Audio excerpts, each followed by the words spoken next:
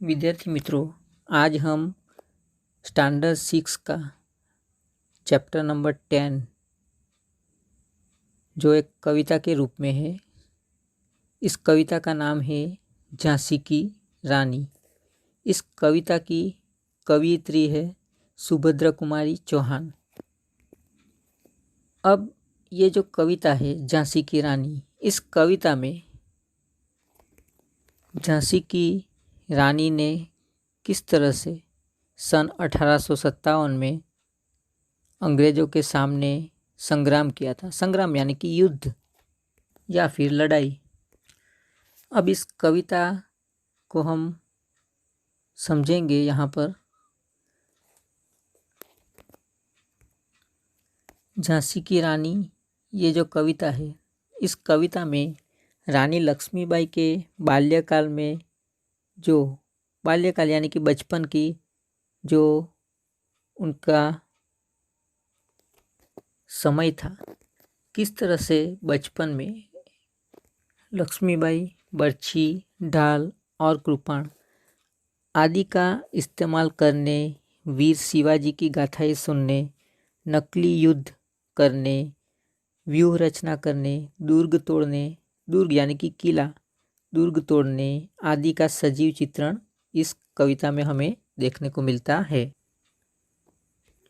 लक्ष्मीबाई के विवाह राजा गंगाधर के साथ होते हैं, लेकिन विवाह के थोड़े समय बाद ही राजा गंगाधर की मृत्यु हो जाती है और रानी लक्ष्मीबाई विधवा हो जाती है। राजा गंगाधर के निसंतान मरने पर डलहौजी, जो एक अंग्रेज अधिकारी था, उसने मौका पाकर झांसी के किले पर अपना कब्जा जमा लिया। अंग्रेज जब भारत आए थे तब वे व्यापारी बनकर यहाँ आए थे। यानी अंग्रेज जब भारत में आते हैं तो वो व्यापार करने के इरादे से आते हैं। पर धीरे धीरे अंग्रेजी राज्य का विस्तार होता गया और जब भारत में वो व्यापार कर रहे थे अंग्रेज यहाँ पर आकर, फिर उन्होंने धीरे धीरे भारत के अलग अलग स्थानों पर, अलग अलग प्रदेशों में अपना कब्जा जमाना शुरू किया। फिर उसका रूप ही बदल गया और इस तरह से उन्होंने व्यापार करना शुरू किया अंग्रेज़ों ने। और फिर उन्होंने क्या किया कि भारत के अलग अलग प्रदेशों को अपने कब्जे में लेना शुरू कर दिया। अंग्रेज़ों ने राजाओं और नवाबों को भी ठुकराना आरंभ कर दिया। यानी इस तरह से जब वो सिर्फ व्यापार करने के लिए भारत में आए थे, लेकिन उन्होंने क्या किया कि भारत के जो राजा थे उनकी भी वो कदर नहीं करते थे, उनको भी वो ठुकराने लगे। और इस तरह से भारत के बहुत सारे प्रदेशों पर अंग्रेज़ों ने धीरे धीरे कब्जा करना शुरू कर दिया और कब्जा कर भी लिया। झांसी की रानी का राज्य भी अंग्रेज़ों ने छीन लिया। अब वह अंग्रेज़ों के अधीन हो गई। अंग्रेज़ों ने दिल्ली, लखनऊ, तंजौर, सतारा आदि पर अपना अधिकार कर लिया। अधिकार यानी कि कब्जा कर लिया। पेशवा, बाजीराव पेशवा, जिसे हम इस नाम से जानते हैं, बाजीराव पेशवा को भी बिठूर में कैद कर दिया गया। अंग्रेजी समाचार पत्रों में नागपुर के जेवरों और लखनऊ के नौलखा हार की नीलामी के विज्ञापन छपने लगे। ऐसी दशा में झांसी की रानी लक्ष्मीबाई ने अंग्रेज़ों को भारत से खदेड़ने का साहसपूर्ण कार्य किया। अब अंग्रेज इस तरह से जब झांसी पर कब्जा करने का प्रयास करते हैं तो झांसी की रानी यानी कि राजा गंगाधर से उनका विवाह हुआ था, तो राजा की तो मृत्यु हो जाती है, लेकिन झांसी की रानी लक्ष्मीबाई अंग्रेज़ों के सामने युद्ध में उतरती है। भले वो एक नारी थी, लेकिन फिर भी वो इतना साहस दिखाती है। और भारत के जो लोग स्वतंत्रता में जी रहे थे, उनके अंदर साहस का संचार वो करती है। इस स्वतंत्रता संग्राम में अनेक वीरवर नाना धुंधपंत, तात्या तोपे, अजीमुल्ला, अहमद शाह मौलवी, ठाकुर कुंवर सिंह आदि शहीद हुए।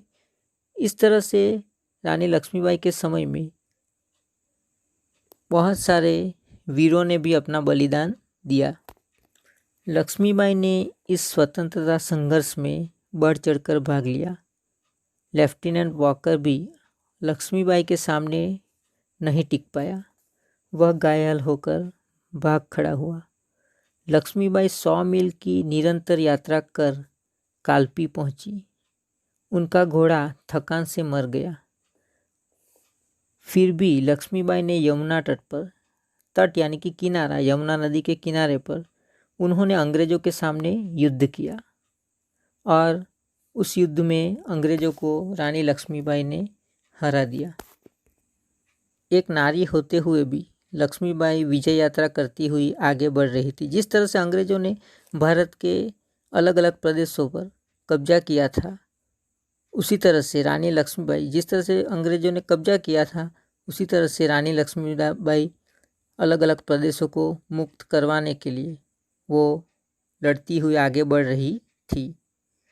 जिसकी शुरुआत, यानी इस संग्राम की जो शुरुआत थी, वो उन्होंने झांसी से ही की थी।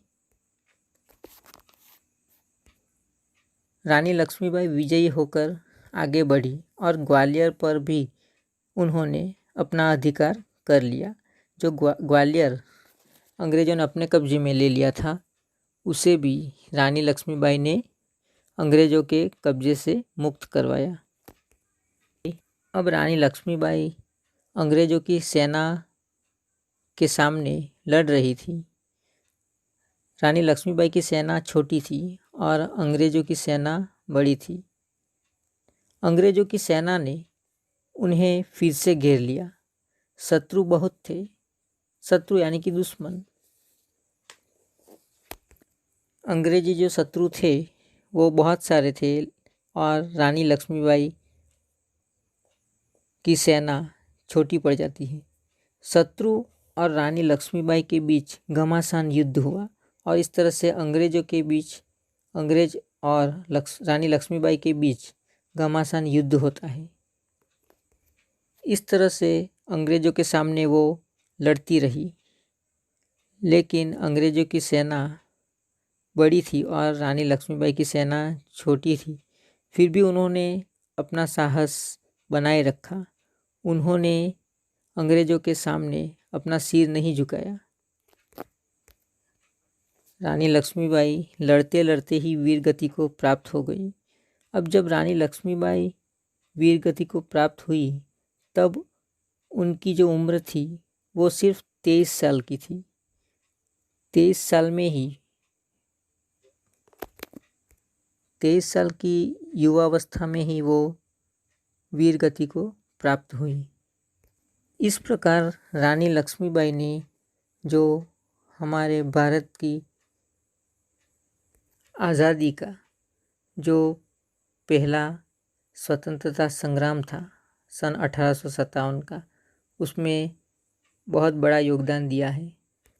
इस प्रकार रानी लक्ष्मीबाई ने हमारे देश की आज़ादी के लिए अपने प्राण की आहुति दे दी। जैसे मानो लक्ष्मीबाई भारत के लोगों में साहस भरने ही आई थी और वो अपना काम पूरा करके चली गई। उन्होंने भारत के लोगों को जगाया, अंग्रेजों के सामने विद्रोह करने के लिए प्रेरित किया। उन्होंने स्वतंत्रता संग्राम का बीज बो दिया और जो उनका काम था वो पूरा करके वो इस संसार से विदा हो गई। लेकिन उन्होंने जो स्वतंत्रता के संग्राम का बीज बोया था, वो हमें आज़ादी के रूप में एक वृक्ष की भांति विकास एवं अंग्रेजों के सामने विद्रोह के रूप में विकसित हुआ और अंत में हमारे भारत की आज़ादी फलित हुई। इस प्रकार हमारे देश की आज़ादी में किस तरह से रानी लक्ष्मीबाई का महत्वपूर्ण योगदान रहा है वो हमने इस काव्य